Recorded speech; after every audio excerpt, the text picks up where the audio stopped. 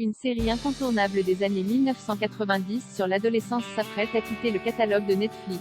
Dawson a marqué un jalon dans l'histoire des séries pour ados. À la fois nostalgique, cinéphile, elle a marqué toute une génération. De quoi ça parle? À Capside, Dawson découvre les aléas de l'adolescence et voit ses relations avec Joey et Pacey, ses amis de toujours, mises à rude épreuve. Dawson, une série créée par Kevin Williamson avec James Van Der Beek, Michelle Williams, Carey Holmes, Joshua Jackson. Pourquoi c'est super? Si vous avez été un adolescent à la fin des années 1990, alors vous aurez probablement envie de retourner à Capside, Massachusetts, pour un retour en arrière. Et si vous n'avez pas grandi en regardant Dawson, alors c'est le moment de se rattraper. 1. Une belle histoire d'amitié. Et puis Dawson commence par son histoire d'amitié entre trois lycéens, Dawson, James Van Der Beek, Joey, Katie Holmes, et Pacey, Joshua Jackson. Bien sûr, la série deviendra connue plus tard pour avoir créé l'une des plus grands triangles amoureux à la télévision, alors que la romance naissante de Joey avec Pacey Witter est venue mettre en péril son amitié avec Dawson. La narration autour de ses premiers émois amoureux vaut le détour pour sa description aussi juste que minutieuse.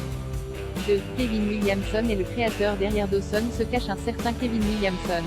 Il s'est fait connaître du monde entier en signant le scénario de Scream de Wes Craven en 1996.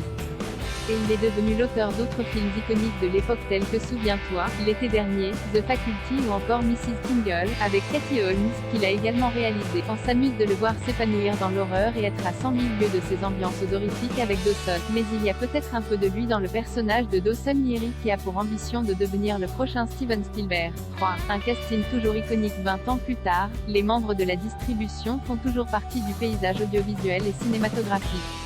James Van Der Beek s'est illustré au cinéma dans un rôle aux antipodes de celui de Dawson dans Les Lois de l'attraction. On a pu le voir plus récemment dans Pose. Joshua Jackson a poursuivi sa carrière principalement à la télévision avec Fringe, The Affair et l'année dernière dans Dr. Death. On a vu Katie Holmes dans le Batman Begins de Christopher Nolan et dans le rôle de Jackie Kennedy dans la mini-série Les Kennedy. C'est Michelle Williams qui a la carrière la plus prestigieuse en devenant une des muses du cinéma indépendant. Que ce soit chez Kelly Reichardt, face à Ryan Reynolds dans Blue Valentine ou dans le drame Manchester by the Sea, elle est acclamée partout. 4.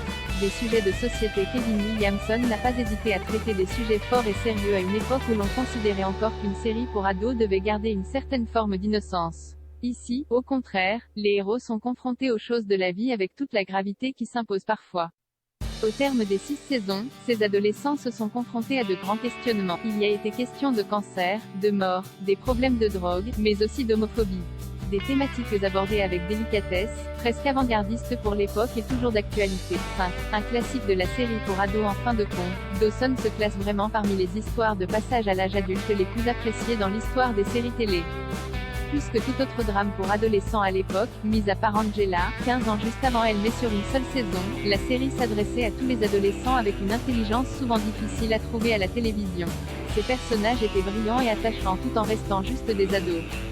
Dawson quitte le catalogue Netflix le 14 juillet.